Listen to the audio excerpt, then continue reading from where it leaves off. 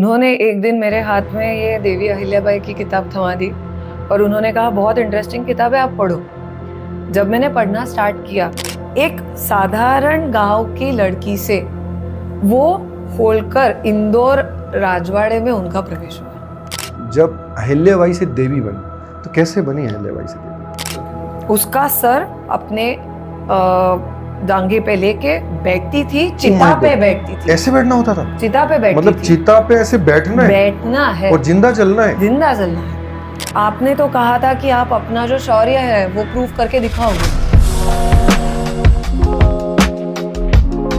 नमस्कार दोस्तों, आज हम बात करने वाले हैं उस महिला के बारे में जिन्होंने 300 साल पहले ऐसे काम किए कि उन्हें जीवित रहते ही देवी का दर्जा दिया गया उनके काम की वजह से। क्योंकि उनके बारे में जानना हमारे लिए बेहद जरूरी है। उन्होंने जो काम किए हैं वो आज भी इतने अलग हैं कि आप अगर वो जान जाते हैं तो आप अपने हर फील्ड में, सामाजिक तौर पे तो है ही, लेकिन आप जहां भी हैं, जॉब में, बिजनेस में, हर कहीं इस चीज को अगर आप अप्लाई करेंगे जो उन्होंने किया था, आप सुन के कई बार तो अचंभित होंगे और दंग रह जाएंगे। आइए शुरू करते हैं। जो हमारे स्पेशल गेस्ट हैं जो कि अमरावती से आई हुई हैं, चिन्मय दीदी। दीदी नमस्कार और आपका देवी अहिल्याबाई की नगरी में बहुत बहुत स्वागत है। धन्यवाद। सो दीदी, सबसे पहले तो मैं यही जानना चाहता हूं कि आप कैसे इस अच्छे कार्य से जुड़ी, कैसे आपने सोचा कि मैं किताब लिखूंगी और आपका क्या बैकग्राउंड है, आप किस फील्ड में काम करते हैं? क्योंकि सभी लोग, ना सिर्फ हिंदुस्तान, पूरा वर्ल्ड आज ये जानना चाहता है कि लोक माता देवी अहिल्याबाई कैसे देवी बनी, क्या क्या हुआ। तो सबसे पहले तो आपसे हम परिचय जानना चाहते हैं, आपका इंटरेस्ट कैसे हुआ इसको जानने, समझने में, लिखने में? पहली चीज तो मुझे मेरे पिताजी की वजह से किताबें पढ़ने का बहुत ज्यादा शौक है। तो उन्होंने एक दिन मेरे हाथ में ये देवी अहिल्याबाई की किताब थमा दी और उन्होंने कहा बहुत इंटरेस्टिंग किताब है, आप पढ़ो। जब मैंने पढ़ना स्टार्ट किया तो 3 दिन तक लिटरली मेरा काम छोड़ के, जब भी मुझे टाइम मिल रहा था, मैं सिर्फ वही किताब पढ़ रही थी। जैसे स्टार्ट किया, एंड तक मुझे मन नहीं कर रहा था वो किताब नीचे रखूं। इतनी मैग्नेटिक पर्सनालिटी, इतने साल पहले उन्होंने जो कुछ भी किया हम इमेजिन नहीं कर सकते, और इनके बारे में हमें कुछ पता ही नहीं है। इसका मुझे बहुत अफसोस हो रहा था। तो धीरे धीरे उस पर काम करते गए, और जैसे ही अभी ये 300वीं जन्म शताब्दी वर्ष है, तो उसके लिए टीनेजर्स तक ये पहुंचाने के लिए उस पर किताब लिखनी है, ऐसा प्रपोजल जब आया तो उसके लिए मैं ना नहीं कर पाई, और ये किताब the queen of indomitable spirit, ये किताब तैयार हुई। तो जब आपने लिखना चालू किया तो आपके मन में आया होगा पहले कि मैं किताब लिखती हूँ, फिर आपने क्या किया, आप महेश्वर आए, मतलब किस तरह से ये हुआ? और किस तरह एक होता है कि मैं लिख रही हूँ और एक होता है मैं उससे अटैच हो गई, ये कब हुआ? अहिल्याबाई का चरित्र ऐसा है कि आप उसको सिर्फ काम के लिए यूज कर ही नहीं सकते। आप उसमें इतने इन्वॉल्व हो जाते हैं, एक भक्ति जुड़ जाती है उसके साथ, सिर्फ अटैचमेंट नहीं है। ऐसा होता है, आज की ही बात है, जब मैं नागपुर से आ रही थी तो मुझे चौक में देवी अहिल्याबाई चौक ऐसा नाम दिखा, मेरे ही अनजाने में मेरे हाथ जुड़ गए। अहिल्याबाई का नाम भी देखती हूँ तो अंदर से रोमांचित हो जाती हूँ और ऑटोमेटिकली हाथ जुड़ जाते हैं। रिस्पेक्ट, भक्ति भाव है। हाँ, उनमें जो उनकी पर्सनालिटी में है हम एक्सप्रेस नहीं कर सकते, लेकिन जब उनके बारे में पढ़ना शुरू करते हैं तो ये ज़रूर सोच आती है कि वो क्या थी और हम क्या नहीं है, और हमें क्या बनना है, किस डायरेक्शन में जाना है। तो देवी अहिल्याबाई जो थी, उनका जो जीवन स्टार्ट हुआ था, थोड़ा सा हम जानना चाहते हैं कैसे स्टार्ट हुआ, कैसे उनका फिर विवाह हुआ, किस एज में, कैसा क्या उनका, बिकॉज उनकी जो लाइफ है बहुत बहुत ही अलग रही है। और मुझे लगता है ये आज की डेट में सभी को जानना चाहिए कि उस एज में एक सामान्य परिवार से आकर कैसे वो ऐसे नहीं था कि वो रानी बनी, महारानी बनी, उनको देवी बोला जाता है। सो उनका सफर कैसा था? अहिल्याबाई का जन्म चौंडी नाम के गांव में हुआ, महाराष्ट्र में। चौंडी किस जिले में पड़ता है? नगर, अहमदनगर में, बीड़ जिले में चौंडी नाम का गांव है। छोटा गांव है, मतलब छोटा गांव है। उस गांव के मुखिया मांडकोजी शिंदे और सुशीलाबाई शिंदे, इनकी ये बेटी थी। बचपन से ही सारी चीज़ों में काफ़ी अच्छी थी, सारी चीज़ें पूरे कन्विक्शन से करती थी। सो उनकी, मल्हार राव ने उनको कैसे चूज़ किया इसके ये बारे में मल्हारराव जी कौन बहुत थे? मल्हारराव जी, मल्हारराव होळकर, ये भी पुणे के पास होळ जिले के हैं। वो बाजीराव पेशवा के सरदार थे। बाजीराव पेशवा ने मालवा प्रांत जो बीच में है भारत के, तो इस प्रांत में से सब जगहों पे ध्यान रह सकता है। तब तक मराठा एम्पायर जो था वो काफ़ी फैला हुआ था, तो सब जगह पे राजपूताना, दिल्ली, साउथ, सब जगह पे यहाँ से ध्यान रख सकते हैं। इसलिए इस मालवा प्रांत को 3 सरदारों में उन्होंने 3 सरदारों को उसकी देखभाल करने के लिए प्रांत सौंपा था।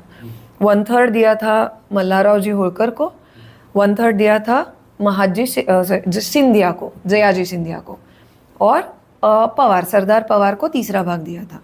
तो ऐसे सरदारों में उन्होंने जो शूरवीर सरदार थे, उनमें ये मालवा प्रांत उन्होंने डिस्ट्रीब्यूट किया था।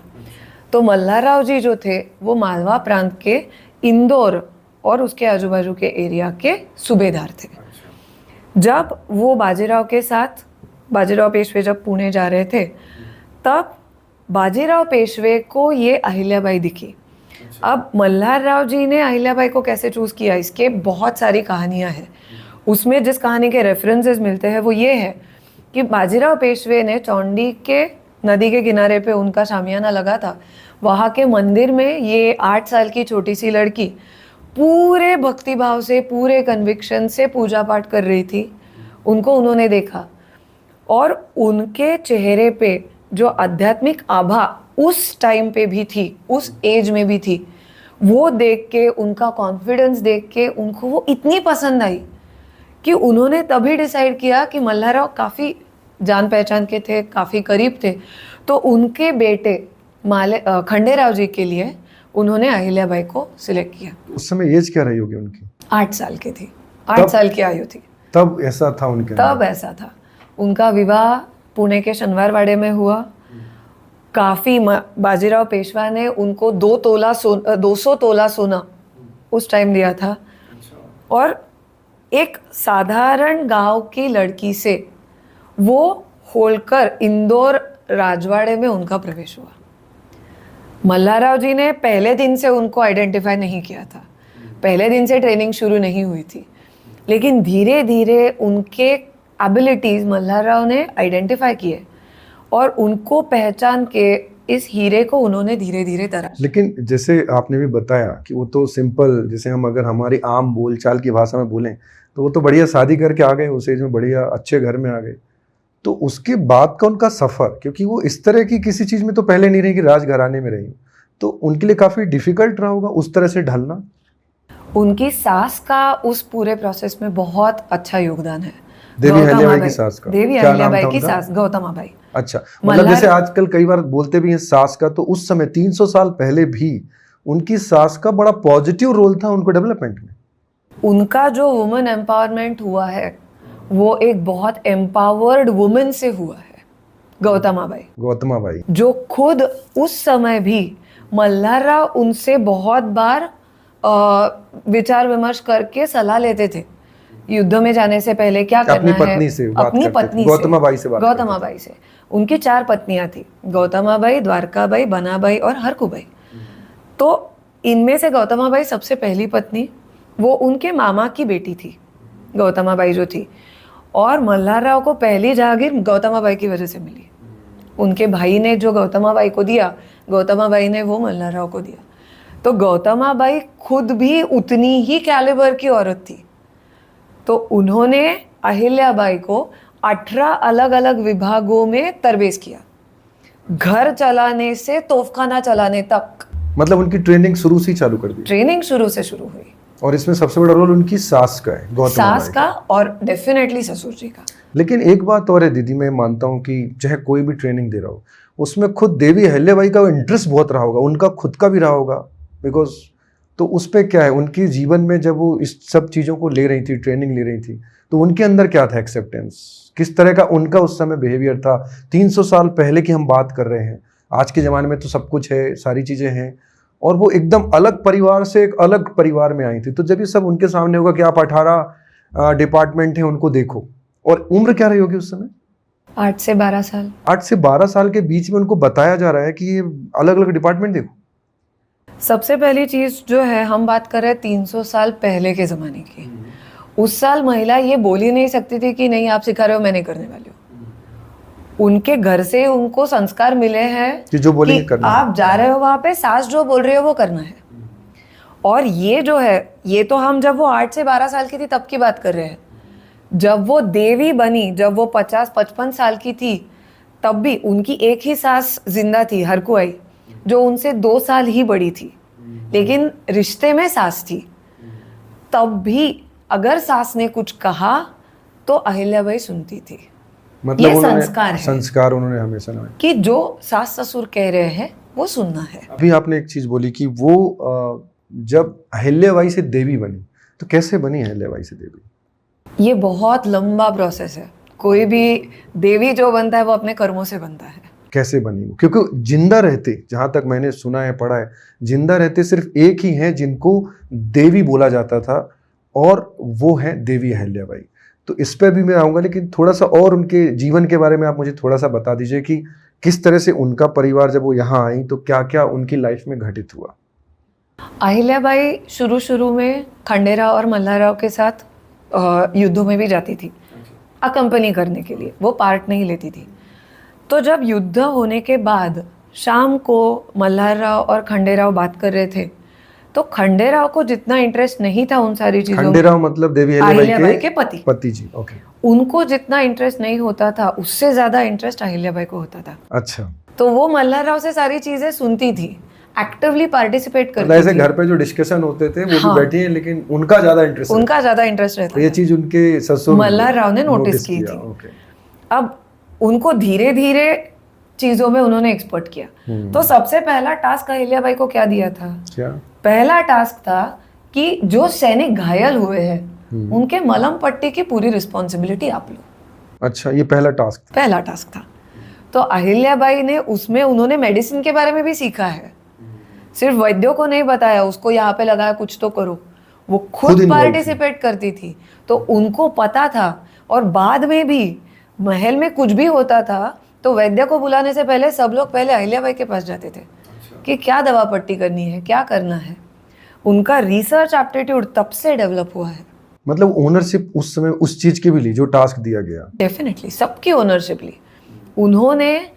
उनका जो पोता था, बात की बात है ये, उनका जो पोता था नथोबा, तो उसको धीरे धीरे थोड़ी खांसी, उसकी तबीयत ठीक नहीं रहती थी, तो टीबी, क्षय, राजाक्षय या टीबी जिसको कहते हैं, तो टीबी का उस टाइम बहुत साथ जब सब जगह पे फैलता था, तो उसको सिम्टम्स दिखाई भी नहीं दे रहे थे।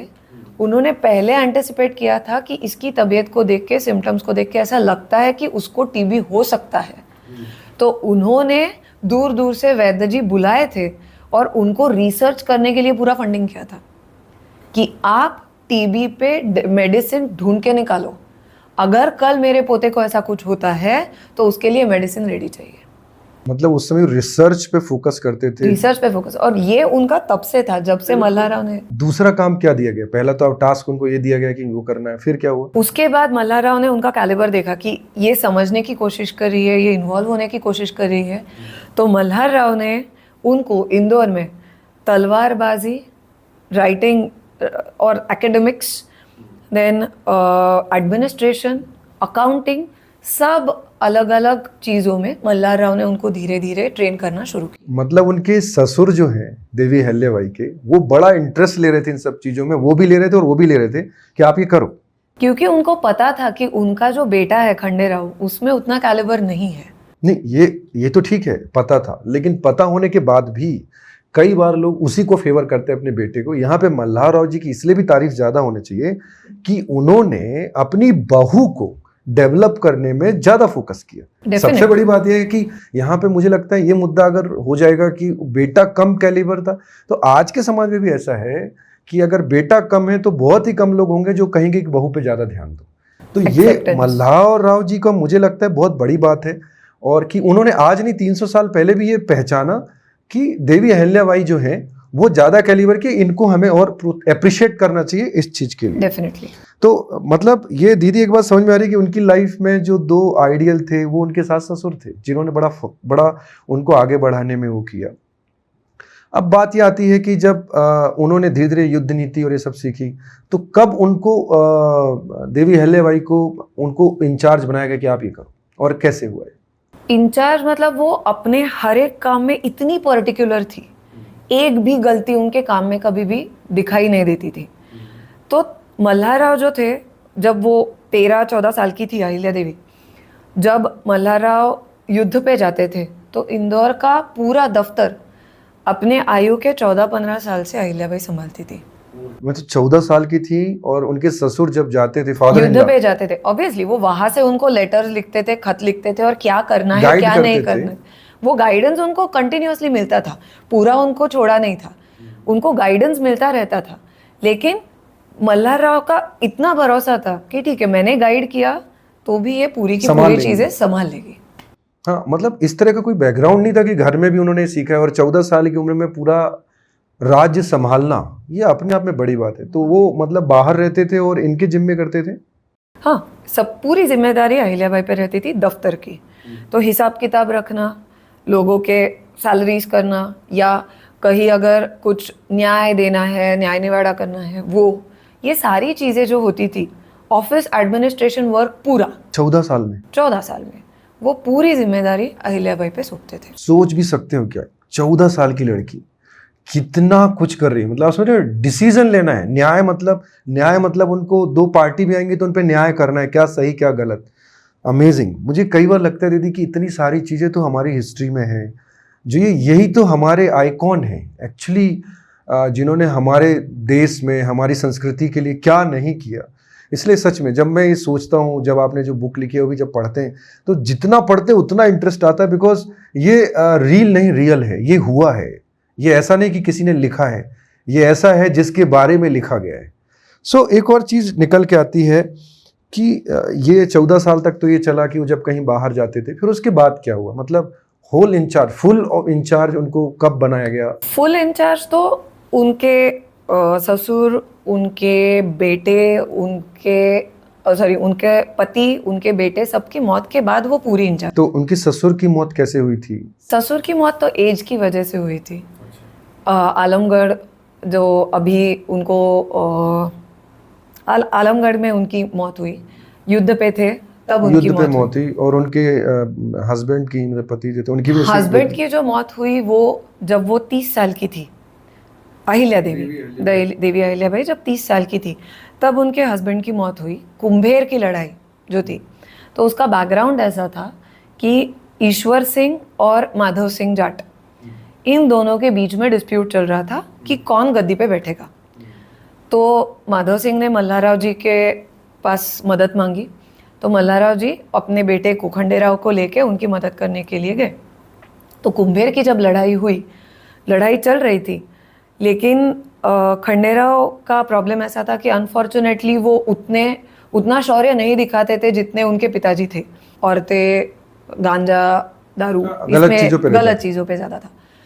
तो जब अहिल्याबाई कुंभेर में गई तो उन्होंने देखा कि युद्ध का समय तो है, लेकिन खंडेराव जो है वो अपने शामियाने में है, युद्ध नहीं कर रहे। तो अहिल्याबाई उनकी पत्नी थी, तब तक तो उनकी पूरी डर वगैरह तो पूरा चला गया था अपने हस्बैंड के प्रति। तो वो शामियाने में गई तो उन्होंने देखा कि खंडेराव और उनकी बाकी की पत्नियां शराब में धुत पड़ी है, और खंडेराव का युद्ध के तरफ कोई इंटरेस्ट ही नहीं है।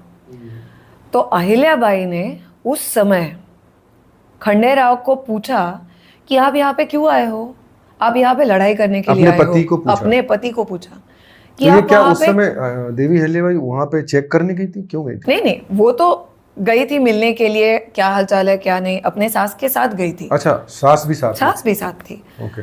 तो उन्होंने खंडेराव को जाके पूछा कि ये क्या चल रहा है, आप यहाँ पे युद्ध के लिए आए हो? आपने तो कहा था कि आप अपना जो शौर्य है वो प्रूव करके दिखाओगे, क्या चल रहा है ये? मतलब उन्होंने डाटा कि यार युद्ध करो ना, ये सही नहीं है जो चल रहा है वो। तो खंडेराव का ईगो हर्ट हो गया कि मेरी पत्नी यहाँ पे आई है, वो मुझे ये पूछ रही है कि मेरा शौर्य कहाँ है। तो उन्होंने कहा मैं अभी तो अपना शौर्य दिखाता हूँ, मुझ में शौर्य की कमी नहीं है। तो वो उठे, वो तब नशे में धुत थे, उसी टाइम पे वो उठे, अपने घोड़े पे सवार हो गए युद्ध करने के लिए। तब युद्ध चालू ही नहीं था, सब शांत थे, लेकिन चल रहा था, कुछ एक्टिविटीज थे। तो अहिल्याबाई ने उनको रोकने की कोशिश की कि ऐसे जोर शोर में आके चीजें नहीं होती है, प्लानिंग से होती है। उन्होंने सुना नहीं, उन्होंने अहिल्याबाई को धक्का मारा, अपने घोड़े पे निकले, बैठे और चले गए। होलकर निशान के सामने आके खड़े हो गए तो मल्हारराव होलकर का बेटा होलकर सैन्य निशान के सामने बैठा है, खड़ा है, कौन ये अपॉर्चुनिटी मिस करेगा। ईश्वर सिंह के यहाँ से तोफगोला आया और वो उनके सिर पे लगा और वो वहीं पे उनकी मौत हो गई। तो उसके बाद उन्होंने इंचार्ज लिया कि अब मुझे संभालना है? नहीं, उसके बाद उस टाइम के प्रथा के अकॉर्डिंगली वो सती जाने वाली थी। अच्छा, मतलब उस समय आज से 300 साल पहले ये पक्का था कि अगर हस्बैंड की डेथ हुई है तो उसको सती होना है? हर फैमिली में नहीं था, ज्यादातर में था, ज्यादातर फैमिलीज में था, इनकी फैमिली में था। इनके फैमिली में था। तो ऐसी बहुत सारी फैमिलीज है, सिंधिया फैमिली में कोई सती नहीं गया है, मालवा के ही कुछ जगह होता था, कुछ वो जगह नहीं फैमिली वाइज था। फैमिली रिचुअल तो कैसा जब है, देवी अहिल्याबाई जी के हस्बैंड की डेथ हुई युद्ध में, तो फिर उन्होंने डिसाइड किया कि मैं सती हो जाऊं, तो क्या वो हुआ? सबसे पहली पत्नी थी उनकी, सबसे बड़ी पत्नी। उसके बाद 2 पत्नियां थी। तो रिचुअल्स के अकॉर्डिंगली ये उनका कर्तव्य था कि उन्होंने सती जाना चाहिए।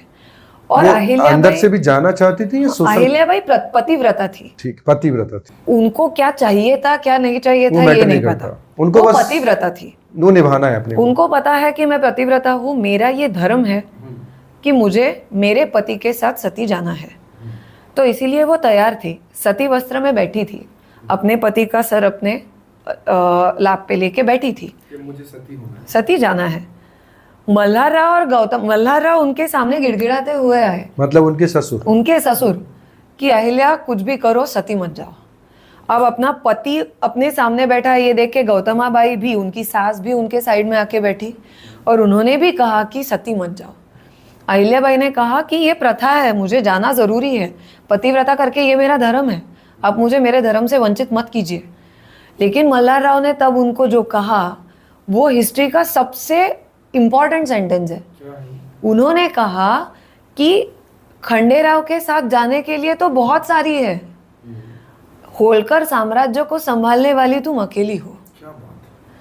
आज से मैं, अहिल्याबाई ने कहा पूरा समाज मुझे दोष देगा। मल्हारराव ने कहा मैं तुम्हारे साथ खड़ा रहूंगा, आज से मैं ये सोचूंगा और ये मैं कंसिडर करूंगा कि अहिल्या मर गई, मेरा खंडू जिंदा है। आज के बाद मैं तुम्हें मेरी बहू नहीं, मेरा बेटा मानूंगा, बट तुम सती मत हो, पर तुम सती मत जाओ। मतलब ये कमाल की बात है कि उनके सास ससुर उनको कन्विंस कर रहे हैं कि सती प्रथा मत आगे बढ़ाओ, आप मत जाओ। सती प्रथा के बारे में उन्होंने कुछ नहीं कहा, उन्होंने कहा कि आप मत जाओ, आप मत सती हो, आपका जिंदा रहना होलकर साम्राज्य के लिए जरूरी है। तो दीदी हो सकता है बहुत सारे यूथ हैं उनको ये भी नहीं पता हो कि सती प्रथा क्या होती है, तो आप थोड़ा सा बताइए सती प्रथा क्या है? सती प्रथा ये है कि क्या जब थी ये? सॉरी, हस्बैंड मर जाता है, मर जाता था, ये पुरानी प्रथा है, तो उसके साथ जो उसकी पत्नियां जिंदा है वो जीते जी मर जाती, जल जाती थी उसके साथ। उसको सती प्रथा, उसका सर अपने डांगे पे लेके बैठती थी, चिता पे बैठती थी। ऐसे बैठना होता था? चिता पे बैठती मतलब थी, चिता पे ऐसे बैठना है, बैठना है और जिंदा जलना है, जिंदा जलना है। अब बहुत सारे यूथ ये कहते हैं ये तो कितना बहुत ही बकवास रूढ़ी थी, आप ये कह रहे हो, ह्यूमैनिटीज वाले बोलेंगे। उसके पीछे एक रीजन है। भारत में मुगलों के आक्रमण होते थे, तो और उस समय शादियां लड़कियों की जो होती थी वो बहुत छोटी उम्र में होती थी।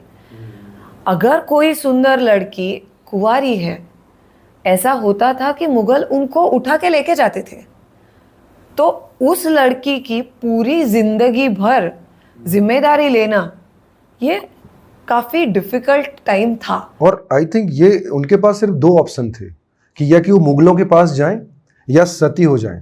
तो उन्होंने सती होना, मतलब बाकी लोगों जिनकी आप बात करो जब ये सब शुरू हुआ था, तो उन्होंने सती होना तो पसंद किया लेकिन मुगलों के पास जाना नहीं, ऐसा कह सकते हैं?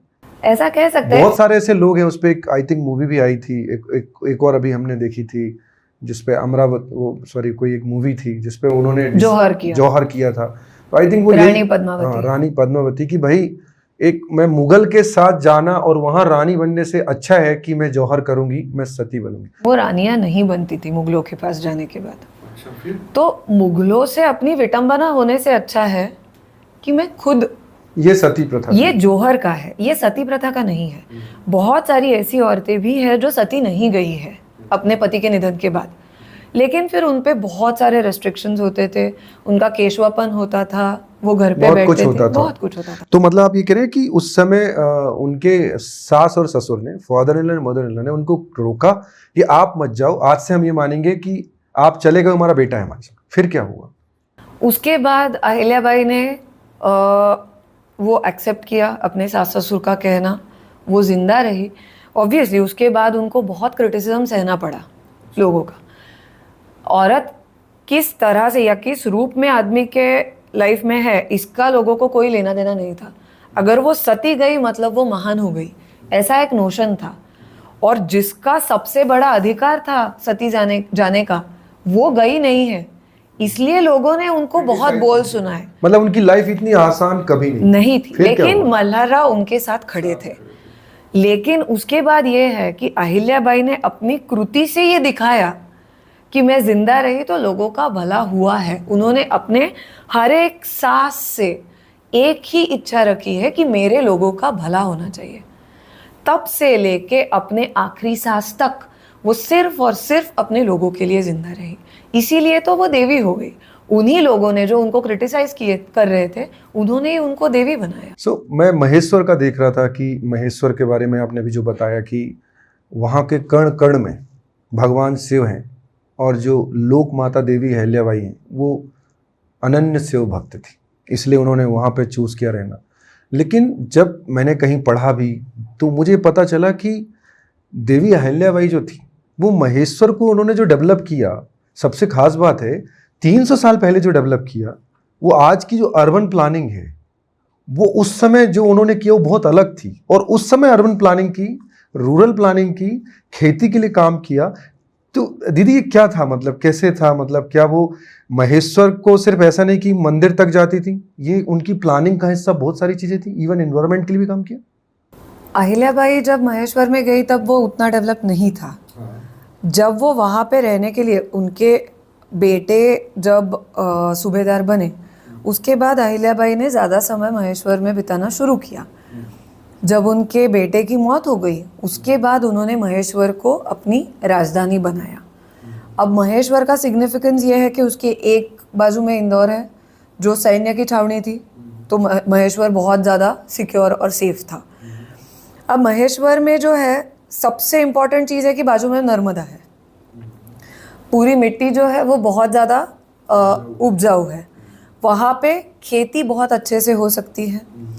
दूसरी चीज़, जब हम अर्बन प्लानिंग की बात करते हैं तो एक आइडियल शहर या आइडियल जगह कैसी होनी चाहिए कि वहाँ पे सारी चीज़ें होनी चाहिए।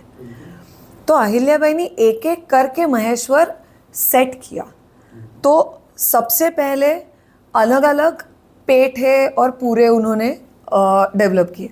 सोनार लोगों की अलग बस्ती, कुम्हारों की अलग बस्ती, कंस्ट्रक्शन चल रहा तो धीरे धीरे ये सारे लोग आने लगे और वहाँ पे बसने लगे। अब इन सारी कलाओं को अहिल्याबाई ने प्रमोट किया, जिसकी वजह से और लोग आते थे और अपना बिजनेस डेवलप करने के लिए वहाँ पे ट्राई करते थे। मतलब वो वहाँ पे अर्बन प्लानिंग की थी, सारा डेवलपमेंट किया और बिजनेस प्रमोट करते थे। Venture capitalist. अच्छा, अहिल्याबाई है वेंचर कैपिटलिस्ट। आज की भाषा में बात करनी है तो सबसे बड़ा उनका वेंचर है महेश्वर की साड़ियाँ और धोती। अच्छा, ये उस समय से बुनाई उन्होंने शुरू किया। उन्होंने इंदौर से, गुजरात से जो एक्सपर्ट्स थे उनको वहाँ पे बुलाया। अब ये महेश्वरी साड़ियों का हाथमाग का काम क्यों शुरू हुआ? जो सैनिक युद्ध में धारातीर्थी पड़ जाते थे उनकी बीवियों को कुछ ना कुछ काम चाहिए। अहिल्याबाई की पॉलिसी थी कोई भीख नहीं मांगेगा। अच्छा, मेरे राज्य में कोई भीख नहीं मांगेगा। अच्छा, मतलब ये था उनकी पॉलिसी थी, कोई भीख नहीं मांगेगा और मैं किसी को ऐसे दूंगी भी नहीं, उनको आत्मनिर्भर बनाऊंगी। तो लोग कहते थे मांगोगे तो सब कुछ मिलेगा, ऐसे ही लेना चाहोगे तो गवत की एक छोटी सी तीली भी नहीं मिलेगी। अच्छा, तो अहिल्याबाई का सबसे मेन एजेंडा था कि सब लोगों ने मेहनत करके कमाना है, अपने अपने हिसाब से कमाओ। अगर अंधा है तो उसको जो काम आ सकते हैं वो काम वो देगी, लूला लंगड़ा है तो उसको वो जो आएंगे वो काम देगी, लेकिन काम करो और कमाओ। ऐसे ही पैसे किसी को नहीं। मतलब दीदी ये है कि देवी अहिल्याबाई चाहती तो बिठा के भी खिला सकती थी, लेकिन उन्होंने उस समय भी 300 साल पहले लोगों को सेल्फ डिपेंड बनाया कि नहीं, आप अगर युद्ध में आपका हाथ पैर भी कट गया या अंधे हो या जो भी हो तो कुछ ना कुछ करो। और वुमेन एम्पावरमेंट सबसे बड़ी चीज है, वुमेन एम्पावरमेंट। मैंने पढ़ा है कि जो सैनिक नहीं भी रहते थे उन महिलाओं का भी कुछ उन महिलाओं के लिए आज भी आप महेश्वर जाते हो तो हर एक घर में एक हाथ मांग है। अच्छा। हर एक घर में एक हाथ मांग है, हर घर से बुनाई होती है आज भी, 300 साल बाद भी। और तभी से उन्होंने जो वो ब्रांड लुई विटॉन वगैरह पीछे रह गए, उससे पहले के ब्रांड है महेश्वर। सब जगह पे पूरे भारत में महेश्वरी कपड़ा जाता था, आज भी वो उतना ही फेमस है। तो वो तब से है। टेराकोटा के बर्तन अहिल्याबाई के ज़माने से है। चांदी सोने के स्पेशल महेश्वरी घाट के बर्तन महेश्वर में बनते थे। और सबसे इम्पॉर्टेंट चीज़ जो होती है वो है शिक्षा, एजुकेशन। संस्कृत वेद पाठशाला उन्होंने महेश्वर में शुरू की। 4 साल में 190 स्टूडेंट्स वहाँ पे वेद पाठशाला में पढ़ते थे। और वो पूरे देश से आते थे। हाँ, उनका खुद का पोता भी वहाँ पे जाता था, वहाँ से सीखता था। उनका कहना था कि शिक्षा सबसे महत्वपूर्ण है। मतलब 300 साल पहले भी उनकी सोच शिक्षा पे बहुत थी कि सब लोगों को शिक्षा देनी चाहिए। अब और एक चीज जो है इंटरेस्टिंग वो ये है कि हम लोग, आप तो जो भी बता रहे हो ना दीदी सबको जितना इंटरेस्टिंग लग रहा है कि आप मतलब कितना जानना है। और आपसे बात करने के बाद लग रहा है कि हम तो कुछ जानते ही नहीं थे ज़्यादा। अब आपसे बात करने के बाद पता चल रहा है कि नहीं, हम उनके बारे में हमने जितना जाना है वो तो इतना सा था। और अब आपसे बात करके लग रहा है, जैसे अभी आपने बोला कि आप इस पे पूरा दिन भी बात कर सकते, तो ऐसा लग रहा है हम पूरा दिन सुन भी सकते हैं। उन्होंने क्या किया, पूरे देश विदेश से सिर्फ शैक्षणिक या अर्बन डेवलपमेंट नहीं, कल्चरल डेवलपमेंट भी उतना ही ज़रूरी है। तो पूरे देश से अलग अलग जगहों से कवि, आर्टिस्ट्स लोग वो बुलाते थे, महेश्वर आते थे। उनको राजाश्रय मिलता था। तो बहुत सारे कवि, उन्होंने अनंतफंदी नाम के एक कवि की पूरी जिंदगी बदल दी। वो पोवाड़ा करता था, वो लोक कला जो है महाराष्ट्र की, पोवाड़ा, तमाशे, लावणी जो कहते हैं, वो लिखता था। तो उसने अहिल्याबाई के सामने परफॉर्म किया। उसकी वाणी और उसकी भाषा उनको इतनी अच्छी लगी, उन्होंने कहा कि अगर इतने अच्छे लिख सकते हो, इतनी अच्छी प्रतिभा है, तो लोगों की या महिलाओं की स्तुति करने के लिए काव्य क्यों लिख रहे हो? जो नश्वर है ऐसे ईश्वर के भजन लिखो और लोगों को हिंदुत्व का जो पूरा जिस्ट है वो दो। उसके बाद अनंतफंदी ने कभी भी पोवाड़ा या तमाशा नहीं लिखा। मतलब उसका पूरा लाइफ चेंज हो गया। सो महेश्वर जब उन्होंने पूरा डेवलप किया तो हर एक एस्पेक्ट से उन्होंने उसमें पूरा दिमाग डाला है। तो महेश्वर को जब वो डेवलप कर रही थी देवी अहिल्याबाई, तो मैंने एक भी पढ़ा कि वो पर्यावरण, एनवायरमेंट, आज हम बात करते हैं कि पर्यावरण ऐसा हो, लेकिन उनको उस समय भी चिंता थी। तो क्या किया था उन्होंने वहां पे, क्या किया? सबसे पहली चीज, जब किसी नदी के आजू बाजू में लोग बसते हैं तो उनके बर्तन धोने हैं, कपड़े धोने हैं, जानवर धोने हैं, वो नदी के पास जाएंगे। नदी का पानी खराब हो जाएगा। उन्होंने नर्मदा नदी से अलग प्रवाह निकाला। अगर तुम लोगों को अपने जानवर धोने हैं, यहाँ पे आके धोगे, कपड़े धोने हैं, यहाँ पे आके धोगे, सब चीज़ें यहाँ पे करोगे, मेन प्रवाह जो है वो खराब नहीं होगा। मछलियों के लिए, नर्मदा में जो मछलियाँ हैं उनके लिए वो खुद दाने डालती थी, मछलियों का नंबर बढ़ना चाहिए। तीसरी चीज़ जो थी, उन्होंने बरगद, पीपल, नींबू, कटहल और आम, इसके पेड़ बहुत सारे लगवाए पूरे इंदौर, महेश्वर, उनकी जो पूरी टेरिटरी थी वहाँ पे। इसके पीछे साइंटिफिक रीज़न था। वो क्या था, ये जो पेड़ है वो एटमॉस्फेयर से मॉइस्चर ज़्यादा एब्सॉर्ब करते हैं और वो water level, ground water level बढ़ाते हैं। तो अगर ये पेड़ है तो ग्राउंड वाटर लेवल बढ़ेगा। इसीलिए अहिल्याबाई के राज्य में पूरे उनके टेरेन में एक बार भी अकाल नहीं आया है। क्या बात है। और ये सब 300 पूरे देश में 30 साल में बहुत जगहों पे अकाल की ये है, अकाल पड़ा भी होगा। अहिल्याबाई के राज्य में कभी भी अकाल नहीं पड़ा। उसकी वजह प्लानिंग थी। उन्होंने, अब बहुत सारे किसानों का ये कंप्लेंट होता है कि हमने ये स्पेसिफिक अगर धान लगाया, अनाज लगाया, तो जो पंछी है वो आके वो दाने खा लेते हैं, तो हमें कुछ मिलता नहीं है। अब इसका सॉल्यूशन क्या है? वो तो आएंगे ही, उनको खाना चाहिए। तो कुछ किसानों से ऐसे खेत लेके उस खेत का उनको मुबदला मिलेगा। ऐसे खेत सिर्फ पशु पंछियों के लिए उन्होंने सिक्योर करके रखे। उन खेतों में जो अनाज लगेगा वो सिर्फ पशु पंछियों के लिए लगेगा। तो पशु पंछी सिर्फ उसी खेत से खाते थे, आजू बाजू के लोगों को कोई नुकसान नहीं होता था। मतलब मैं ये सोचता हूँ दीदी कि उन्होंने कितनी छोटी बारीक से बारीक चीजों पे भी काम किया था और उस समय एक आइडियल टेरिटरी बनाई थी। पेड़ काटने पे दंड होता था। अच्छा, पेड़ नहीं काट सकते? पेड़ नहीं काट सकते। ये जो सारे पेड़ है बड़े हैं, ये ग्रो होने के लिए बहुत टाइम लगता है। अगर ये पेड़ काटोगे तो कितना नुकसान करोगे? पेड़ काटोगे तो दंड होगा। किसानों के लिए पॉलिसीज बनाए थे। क्या पॉलिसी था?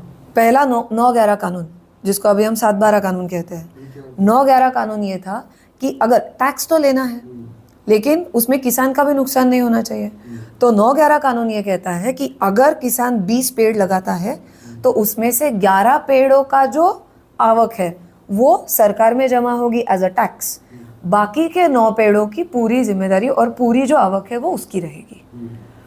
सो ये वो एक्चुअल कानून है, 9/11 कानून, जो अहिल्याबाई ने शुरू किया था। जो अनाज ये किसान लेगा वो कहीं पे भी बेच सकता है। उसको जहाँ पे ज़्यादा दाम मिल रहा है वहाँ पे जाके वो बेच सकता है। ये सब 300 साल पहले होता था? ये सब 300 साल पहले होता था। टैक्स जो है वो उसका बर्डन, लोगों को टैक्स तो देना है लेकिन उसका बर्डन नहीं लगना चाहिए। कुछ भी करो। उसके लिए क्या किया था? यही सारी चीज़ें, स्पेसिफिक टैक्स की। अगर टैक्स के लिए सबसे अच्छा एक जो चीज़ है, अहिल्याबाई के राज्य में किसी को कभी अगर उसने बहुत ही ग्रेव कोई मिस्टेक की है तो दंड होता था डेफिनेटली। लेकिन अगर कोई मजबूरी में आके कोई गलती कर रहा है तो उसको वो दंड नहीं देती थी, उसका वो पुनर्वसन करती थी। मतलब उनका फोकस सुधार पे रहता था। सुधार पे है। तो भिल्ल जो लोग थे, जो आजू बाजू के जंगलों में पहाड़ी एरिया में रहते थे, ये आने वाले बहुत सारे जो पिलग्रिम्स होते हैं वो महेश्वर आते थे। वो तीर्थ स्थल था, तीर्थ क्षेत्र था। तो ये जो लोग पैदल चल के आते थे उनको वो लूटते थे, बहुत प्रॉब्लम था। तो जब भिल्ल लोगों को पकड़ के लाया तो उन्होंने पूछा कि ऐसा क्यों कर रहे हो? तो उन्होंने कहा हमारे पास दूसरा कोई आमदनी का साधन ही नहीं है तो हम क्या करेंगे। उन्होंने कहा ठीक है। भिल्लों के लिए उन्होंने खेती के ज़मीन अलॉट किए। उन्होंने कहा तुम खेती करो, इससे पैसे लो। दूसरी चीज़, अब पुनर्वसन कैसे करना है? आने वाले जो सारे प्रवासी हैं उनसे आप कर ले लो। किस चीज़ के लिए? कि उनको जहाँ पे जाना है वहाँ पे आप ठीक से पहुँचा दो। अब कोई भिल्ला अपने भिल्ला के अगेंस्ट तो खड़ा होगा नहीं। वो प्रवासी ठीक से अपने जगह पे जा रहा है और भिल्लों का प्रॉब्लम सॉल्व हो गया और लूटमार तो बंद हो गई। और उन्होंने क्या कहा, ये करने के लिए एक चीज़ करो, आप उसका कर ले लो और उसमें से जो थोड़ा पार्ट है वो एज अ टैक्स मेरे पास भर दो। आज भी वो भिलकौड़ी यात्रा करके प्रसिद्ध है। अभी है वहाँ पे? 1 कौड़ी देते थे। 1 कौड़ी मतलब तब का वो सिक्का है। तो 1 कौड़ी भिल्ल को देते थे ये एरिया पार करवा के देने के लिए। आज भी वो भिलकौड़ी यात्रा करके चलती है अभी भी। मतलब उन्होंने रूरल डेवलपमेंट किया, खेती किया और इस तरह की समस्याओं को ऐसे निपटाया, ऐसे सुलझाया कि वो अलग ही लेवल पे चले गए और उनको टैक्स दे के सारी चीज़ें सेट हो गई। अब एक और चीज़ निकल के आती है कि वहाँ पे आज भी एक चलता है कि एक पूजा है जो 300 सालों से नहीं रुकी। उसके बारे में क्या है वो? इस पूजा का नाम है लिंगार्चन पूजा। कौन सा? लिंगार्चन पूजा। लिंग मतलब शिवलिंग का अर्चन कर देना। तो ये पूजा करने के पीछे भी एक बहुत नोबल कॉज है। पहली चीज, वो शिव भक्त थी तो शंकर की पूजा है। दूसरी चीज, इससे वो पूजा वो 300 साल जो चल रही है आज भी, वो उन्होंने शुरू किस लिए की? उस पूजा से उनको कुछ नहीं चाहिए। ये पूजा लोगों की भलाई के लिए की हुई पूजा है। श्रावण के महीने पे कोटि लिंगार्चन मतलब 1 करोड़ शिवलिंग बनते थे मिट्टी के। अब कोटि लिंगार्चन पूजा के पीछे का एक और मकसद जो है, हिडन एजेंडा, इस लोगों का एम्पावरमेंट, उनको पैसे मिलने चाहिए। जब हम एक चीज़ शुरू करते हैं तो उसके आजू बाजू में पूरी इकोसिस्टम डेवलप हो जाती है। सो लिंगार्चन पूजा हर श्रावण महीने के हर सोमवार अगर करनी है तो 1 करोड़ शिवलिंग 1000 ब्राह्मण बैठ के बनाएंगे। तो 1000 ब्राह्मणों को दक्षिणा मिल गई। मिट्टी नर्मदा से आएगी तो नर्मदा से मिट्टी जो निकालेगा उसको पैसे मिलेंगे। पूजा के लिए फूल लगेंगे, फूल वालों को पैसे मिलेंगे। पूजा सामग्री लगेगी, उनको पैसे लगेंगे। उसके बाद सफाई होगी, सफाई कामगार को पैसे मिलेंगे। सो इसके साथ साथ इकोनॉमी जो चलती है उससे लोगों को पैसे मिलेंगे, लोगों का भला होगा। अभी श्रावण में अभी भी कोटि लिंगार्चन चलता है, लेकिन डेली बेसिस पे भी ये लिंगार्चन पूजा चलती है, डेली होती है। जब तक अहिल्याबाई थी तो डेली 108 ब्राह्मण बैठ के 1,25,000 शिवलिंग बनाते थे, और वो होने के बाद विसर्जन भी हो जाते हैं, इमीडिएटली विसर्जन हो जाते हैं। आज 8 ब्राह्मण मिलके 13,000 शिवलिंग बनाते हैं और डेली उसका विसर्जन होता है। रोज हम उसमें बैठ सकते हैं, कोई भी जाके बैठ सकता है उस पूजा में। अब मैं मतलब ऐसा कुछ नहीं है ना कि कौन बैठेगा कौन नहीं बैठेगा, कोई जाति कोई प्रजाति कुछ उस पे कोई सभी लोग नहीं। जाके बैठ सकते हैं। पूजा है लोगों का भला हो, इसलिए कोई भी जाके बैठ सकता है। कोई आपकी जाति नहीं पूछेगा, कोई आपका कुछ नहीं पूछेगा। अब मैं एक छोटा सा एक्सपीरियंस खुद का बताऊंगी। पता है मैं अहिल्याबाई के बारे में हम बात कर रहे हैं, लेकिन मेरा खुद का एक्सपीरियंस मैं बताऊंगी। जब मैं महेश्वर गई, पहली बार गई थी, वातावरण वहाँ का पवित्र है। आपके आंखों में इमीडिएटली आंसू आ जाते हैं वो गद्दी देख के, वो सिंप्लिसिटी देख के। जब मुझे पता चला कि लिंगार्चन पूजा होती है, मैंने पूछा बैठ सकते हैं क्या, उन्होंने कहा बैठ सकते हैं। तो हमने महेश्वर में तो रहने का कोई इंतज़ाम नहीं किया था। हम वापस इंदौर आए, दूसरे दिन सुबह 4 बजे उठ के वापस गए 6:30 बजे, और लिंग करना स्टार्ट कर दिया मिट्टी से, और पूजा करनी है, ऐसा था। अब मैंने दिमाग में ऐसा रखा था कि कुछ भी हो जाए इस पूजा से मैं खुद के लिए कुछ भी नहीं मांगूंगी। अहिल्याबाई ने यह पूजा शुरू की थी लोगों के भले के लिए, मैं मेरे लिए कुछ नहीं मांगूंगी। वो खुद भी खुद के लिए कुछ नहीं मांगती थी। अब पूजा शुरू हो गई, पूरी पूजा में मन में एक ही भावना थी, मैं मेरे लिए कुछ नहीं मांगने वाली हूँ। पता नहीं वो केमिकल लोचा हुआ था दिमाग में, या पता नहीं, मुझे अहिल्याबाई का एहसास हो रहा था सब जगह पे। एक वाइट साड़ी में औरत है ऐसा लग रहा था। अब जब पूजा खत्म हुई, गुरुजी ने पूछा मांगो जो मांगना है। मैंने अपने हाथ जोड़े और मुझे 5 सेकंड लगे ये बोलने के लिए कि मुझे कुछ नहीं चाहिए, जो करना है वो लोगों का भला करो। हम जब भी मांगते हैं, इवन दो हम ऐसा मांगते होंगे कि नहीं सबका भला हो, हमें पता होता है कहीं ना कहीं सब में हम भी आते हैं।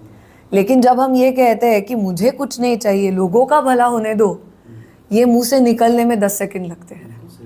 और ये इस औरत ने अपने पूरी जिंदगी भर डेली किया, सिर्फ लोगों के लिए जी। इसीलिए वो लोकमाता है, इसीलिए वो देवी है, इसीलिए वो पुण्य श्लोक है, इसीलिए वो गंगा जल निर्मल है। भारत के किसी भी दूसरे व्यक्ति को ये सारे किताब जीते जी नहीं मिले हैं, मरने के बाद भी नहीं मिले हैं, जो उनको जीते जी मिले। क्या बात। तो आपको जब आप वहाँ गए महेश्वर, तो आपको फील हो रहा था वो सारी चीजें? और वो आपने गद्दी बोली, तो उनके साथ बैठने की जगह भी जो सुना पढ़ा है कि वो बाहर ही बैठती थी सबके साथ, कैसा वो क्या है कि महेश्वर आप जाओगे तो it is an ideal example of simplicity. क्या है सिंप्लिसिटी में महेश्वर में जाके पता चलता है। तो उनकी जो राजगादी है, अब हम बात कर रहे हैं 300 साल पुरानी, जब राजे रजवाड़े जिनके पास पैसे होते थे, सबसे पहली चीज वो करते थे अपने लिए सिंहासन बनाओ, सोने का बनाओ, इतने तोले का बनाओ, उसमें ये रत्न लगाओ, ये वो लगाओ। अहिल्याबाई होळकर खानदान, जब मल्हारराव गुजर गए, अहिल्याबाई को 16 करोड़ की प्रॉपर्टी मिली थी उस टाइम, 300 साल पहले 16 करोड़ की प्रॉपर्टी। और उनके अंडर जो इलाका था उसका 75 लाख टैक्स आता था ईयरली, 75 लाख, जो उन्होंने बढ़ा के 1 करोड़ 5 लाख किया बाद में अपने टेरेन में। इतनी संपत्ति है, चाहे जितना बड़ा महल बनवा सकती थी, चाहे जितना बड़ा सिंहासन लगवा सकती थी। पूरी लाइफ एक कंबल पे बैठ के उन्होंने पूरा का पूरा राज किया। अच्छा, मतलब उन्होंने अपने लिए कुछ सिंहासन कुछ नहीं किया, कुछ नहीं। जब उनको 16 करोड़ की प्रॉपर्टी मिली, सबसे पहली चीज उन्होंने क्या की, ब्राह्मणों को बुलाया और पूरे प्रॉपर्टी पे तुलसी पत्र रख दिया। उन्होंने, उनकी प्रतिज्ञा अभी भी महेश्वर में लिखी हुई है कि ये सब कुछ जो है वो मुझे ईश्वर से मिला है, मेरा कर्तव्य है मेरे लोगों का भला करना, मेरा ध्येय है मेरे लोगों के लिए जीना, ये जो भी है मुझे उसका हिसाब परमेश्वर को देना है, मैं जो भी कर रही हूँ उसके लिए कर रही हूँ, और जब मैं जो भी यूज़ कर रही हूँ मुझे नहीं पता मैं कब चुका पाऊंगी।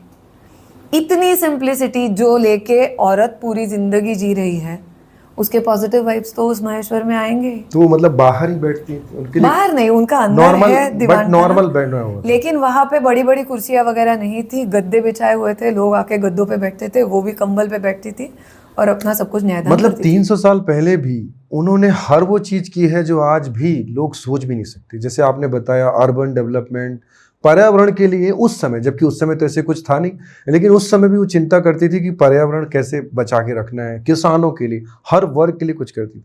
लेकिन मैंने जो पढ़ा है एक और चीज मुझे, कि उन्होंने महिलाओं के लिए, महिलाओं के अधिकार के लिए बहुत कुछ किया है। वो खुद भी तो एग्जाम्पल हैं, लेकिन जैसे कि उन्होंने अंतर्राज्यीय विवाह शुरू किए थे, और जो सैनिक वापस नहीं आते तो उन महिलाओं को पेंशन के रूप में भी कुछ स्टार्ट किया था जो पहले नहीं होता था। तो इसमें क्या है, क्या करते थे? वुमेन एम्पावरमेंट का जो पार्ट है उसमें अहिल्याबाई बहुत ही आगे थी। सबसे पहली चीज़ तो उन्होंने विधवा जो औरतें हो जाती थी, तो अगर वो बूढ़ी औरत है तो जनरली उसकी जो संपत्ति थी वो सरकार में जमा कर देती थी।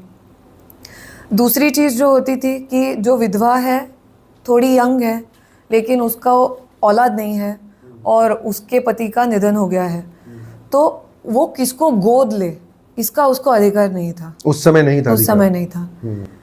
तो ये सारी चीज़ें जो विधवाओं को जो अधिकार दिलवाए वो सारे अहिल्याबाई ने दिलवाए। विवाह नहीं, सिर्फ विधवाओं का ये जो पूरा पुनर्वसन है वो उनका आगे का जीवन अच्छे से चल सके, आगे का जीवन अच्छा जाना चाहिए। अब इसमें भी एक बहुत अच्छा प्रसंग ऐसा है कि उनके पास एक विधवा आई, एजेड थी, उन्होंने कहा अभी मेरा तो कुछ रहा नहीं है, मेरी सारी संपत्ति आप ले लो और मैं जब तक जिंदा हूँ तब तक थोड़ा बहुत कुछ तो देते रहो। अहिल्याबाई ने कहा हमारे पास बहुत कुछ है, आपको अगर कुछ करना है, सोमनाथ का जो मंदिर है वो बांधने के लिए निधि चाहिए, आप अपनी सारी संपत्ति वहाँ पे दे दो, आप अपने संपत्ति के साथ वहाँ जाओ, मेरे सैनिक आपके साथ आएंगे, सोमनाथ का मंदिर आप आपके पैसे से बनवाओ। सो नेशनल इंटेग्रिटी हर आदमी तक, हर औरत तक पहुंचनी चाहिए। 300 साल पहले भी ये सोच थी, ये अहिल्याबाई ने किया। तो उनका इसके पीछे जो है एक धार्मिक वजह तो है ही, कि वो जहाँ है उन्होंने घाट बनवाए, मंदिर बनवाए, धर्मशाला बनवाए। इसके पीछे लोगों को कनेक्ट करना भी था, बिकॉज उन्होंने लगभग पूरे इंडिया में ये काम किया है, पूरे इंडिया में। तो एक महिला होने के नाते जो महेश्वर में रहती थी से पूरे इंडिया में करना, ये कैसे कर पाती थी वो, और इसके पीछे उद्देश्य क्या था जो हर एक मंदिर को उन्होंने काम किया? एक तो सबसे बड़ी भावना अपने देश की भावना, देश प्रेम। अब तब तो अखंड हिंदुस्तान था, अखंड भारत था, तो मराठा साम्राज्य जहाँ तक है या मेरा देश जहाँ तक है वो मेरा है, उसकी डेवलपमेंट मेरी जिम्मेदारी है। सो बाकी राज्यों ने बहुत अच्छा राज्य किया है अपने अपने राज्यों में, लेकिन उनकी जो पूरी भावना थी वो अपने राज्य तक सीमित थी, उसके बाहर सीमित नहीं थी। अहिल्याबाई महान क्यों है? क्योंकि उनकी दृष्टि को सीमा नहीं थी। पूरे अखंड भारत में बद्रीनाथ से लेके रामेश्वर तक, सोमनाथ से लेके काशी विश्वेश्वर तक, सब जगह पे अहिल्याबाई का काम है। हिंदुत्व की सबसे नींव है उसके मंदिर। बहुत सारे आक्रमणों में ये मंदिर टूट गए हैं। अहिल्याबाई ने काशी विश्वनाथ का मंदिर जो बनाया है वो ज्ञानव्यापी मस्जिद के सामने बनाया है। सोरठी सोमनाथ का जो मंदिर है जो पहले भंग हुआ था उसके सामने बनाया है। क्या रीजन है इसके पीछे? ये नहीं है कि भंग किया हुआ मंदिर वापस नहीं बना सकते। लोग जब वो मंदिर देखेंगे तो पौरुषत्व अंदर से जागना चाहिए कि हमारे साथ क्या हुआ था और हमें क्या आगे लेके जाना है, हमारा हिंदुत्व किस में है। ये अहिल्याबाई को पता था। ब्रिटिश लोगों को वो क्या कहती थी, ये गुदगुदी करके मारने वाला भालू है, ये डायरेक्टली आके नहीं मारेगा शेर के जैसे, वो आपको कंफर्टेबल करेगा और हंसा हंसा के मारेगा। अंग्रेजों के लिए वो ऐसा बोलती थी, और इसीलिए सबको वो यही कहती थी कि सब एक साथ होके लड़ो, एक साथ रहोगे तो इन ब्रिटिशों को बाहर निकाल पाओगे। मतलब अलग अलग विरासत और राजा महाराजा थे, उनको भी उनका मैसेज रहता था, सब यूनाइटेड रहो, सब यूनाइटेड रहो। पेशवा को भी वो कंटिन्यूअसली लेटर्स लिखती थी कि बाकी चीजों पे पैसे वेस्ट मत करो, अपनी सेना ताकतवर करो, सब एक साथ रहो।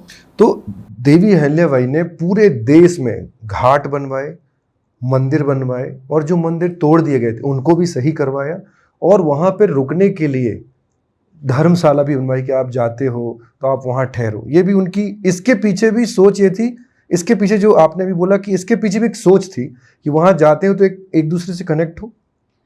सबसे पहले तो धर्मशाला बनाने का उनके दिमाग में कब आया, तब तो विधवा भी नहीं हुई थी, तब वो सिर्फ मल्हारराव के अंडर राज्य कारभार संभाल रही थी। मथुरा में मुगलों ने हिंदुओं की बहुत कत्ल की थी, मथुरा, अयोध्या, सब जगह पे। अब इस टाइम पे क्या हुआ था, हिंदू लोग जो इधर उधर भाग रहे थे, उनको कोई ऐसा सॉलिड जगह नहीं थी कि जहाँ पे जाके उनको आश्रय मिल सके। तब उनके दिमाग में आया कि अगर वापस ऐसा हुआ, फिर कभी ऐसा होता है तो क्या, तो पूरे देश में धर्मशाला चाहिए। ये लोग, अब उनका एक और जो भावना थी कि ये जो लोग तीर्थ क्षेत्र में जाके अपनी पूरा पिलग्रिमेज करते हैं, इन लोगों से ही पूरा भारत जुड़ता है। ये भारत के एक कोने से दूसरे कोने में जाते हैं, ये भारत को जोड़ते हैं, तो इन लोगों की सुविधा सबसे अच्छी होनी चाहिए। तो ठंड में उनको कंबल देने के लिए लोग रहते थे अहिल्याबाई के, समर्स में पानी देने के लिए लोग रहते थे। अलग अलग जगहों पे कुओं का निर्माण ही उसी लिए किया था कि लोग जब यहाँ से बाहर जा रहे हैं तो उनको शुद्ध पानी मतलब पीने के लिए वहां पे मिलना सिर्फ चाहिए। बनवाया नहीं, सुविधाएं भी दी, सुविधाएं भी की। और एक चीज मैं जानना चाहता हूं कि उन्होंने अंतरराज्यीय विवाह कराया, दूसरा उन्होंने सती प्रथा का विरोध किया, और उन्होंने हमेशा समाज को जोड़ने वाला काम किया। ये सोच उनकी शुरू से थी। दूसरा, उनके अंदर एक, आपने जो बोला, वो धार्मिक भी थी और डेवलपमेंट को दोनों साथ में लेके चलती थी। उनका जो धार्मिक या सारे मंदिर घाटों का वगैरह निर्माण है, that is a sign of development and national integrity. उनका धार्मिक कार्य यही एक नेशनल इंटीग्रिटी का काम है। पूरे भारत में सबको जोड़ के रखने का काम ये मंदिर करेंगे। बिल्कुल सही। तो अगर पूरे भारत में ये मंदिर बन रहे हैं तो हिंदुत्व टिका रह रहा है। उनकी पद्धति गंगाजळी सब जगह पे जानी चाहिए। 12 ज्योतिर्लिंगों के पास गंगाजळी जाती है, मतलब गंगा का पानी हर ज्योतिर्लिंग के पास जाता है और उससे शिव जी का अभिषेक होता है। अब नेशनल इंटीग्रिटी और उनका जो पूरा काम है उसका रिस्पेक्ट सब लोग करते थे। अब जब काशी से रामेश्वर जा रहे हैं तो बीच में पूरा निजाम और टीपू सुल्तान का एरिया आता है। युद्ध चल रहा था, होलकर भी टीपू सुल्तान के अगेंस्ट लड़ रहे थे, लेकिन गंगाजळी जा रही थी अहिल्याबाई की। टीपू सुल्तान के सैनिकों ने वो रोका, उन्होंने कहा कहाँ जा रहे हो, क्या चल रहा है? उन्होंने बोला मातोश्री की गंगाजळी है, बनारस से रामेश्वर जा रही है। टीपू सुल्तान के सैनिकों ने भी वो गंगाजळी जाने दी। टीपू सुल्तान, तब मुगल डिस्ट्रक्शन बहुत कर रहे थे, लेकिन अहिल्याबाई की तरफ से आई हुई गंगाजळी को किसी ने भी हाथ भी नहीं लगाया। ये उनकी ताकत थी।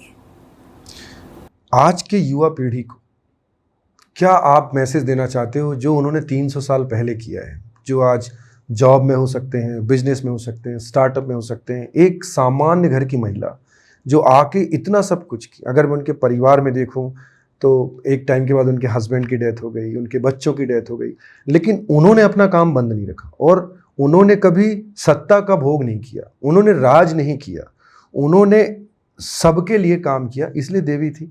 तो आप क्या बोलना चाहती हैं, अगर जो आज का यूथ है इसको अपने आप से कैसे रिलेट करे? अहिल्याबाई ये सब कर पाई क्योंकि उनका ध्येय निश्चित था। मुझे लाइफ में क्या करना है ये उनका निश्चित था, इसीलिए वही ड्राइविंग फोर्स था। आज जो सबसे बड़ा प्रॉब्लम है, मुझे सालाना 1 करोड़ का पैकेज भी मिल जाए, उसके बाद क्या? ये पता नहीं है। जिनको पता है वो लाइफ में सक्सेसफुल है, जिनको पता नहीं है वो इन चीज़ों के पीछे भाग रहे हैं। मुझे बिजनेस करना है, मुझे नौकरी करनी है, किस चीज़ के लिए करनी है? पैसा कमाने के लिए करनी है। उसके बाद क्या करना है? मेरा मेरे समाज के प्रति कुछ देना है, ये भावना अगर हर एक युवा पीढ़ी के तरुण के मन में आती है तो हमारे आजू बाजू में भी अहिल्याबाई निर्माण होने में टाइम नहीं लगेगा। और बिकॉज ये बात तो कभी ख़त्म नहीं होने वाली, हम वापस भी आपसे बात करेंगे, लेकिन आपने इस पर एक बहुत डिटेल में एक जो बुक लिखी है उसके बारे में थोड़ा बताइए, क्या नाम है उसका और हम कहाँ से, अगर कोई, बिकॉज इतना इंटरेस्टिंग है और मुझे लगता है बहुत सारी चीज़ें हम और कर सकते हैं, तो क्या है, कहाँ से ले सकते हैं?